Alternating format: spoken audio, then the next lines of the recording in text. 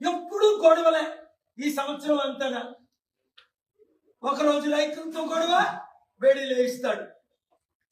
ఇంకో రోజు సర్పంచులు వస్తే అరెస్ట్ చేయిస్తాడు. ఇంకో రోజు నిరుద్యోగులు ఉద్యోగాలు ఇవ్వండి అంటే అరెస్ట్ చేయిస్తాడు.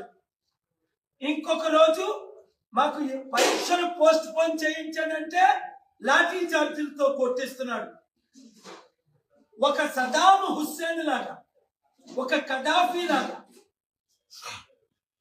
ఒక డిక్టేటర్ అయిపోయాడు తమ్ముడు రేవంత్ రెడ్డి. చట్ట విరుద్ధంగా సొంత చట్టం పెట్టి జీవో 482 బిల్డింగులు, నోటీసులు ఇవ్వకుండా అనేక బిల్డింగులు. తమ్ముడు బిల్డింగులు కోల్చలేదు. 482 బిల్డింగులు 50,000 కోట్లు విలువైనవి.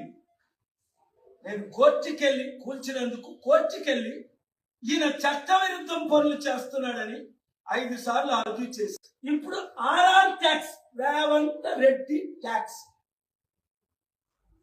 అని ఎన్నో కంప్లైంట్లు వస్తున్నాయి.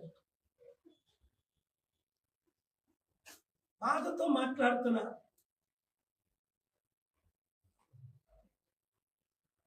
ఇలా మాట్లాడుతుంటే ప్రెస్ మీట్ ఆపాడు రాజశేఖర్.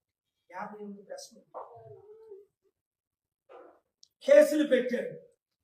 చంపాలని చూశాడు, చంపగలిగాడా?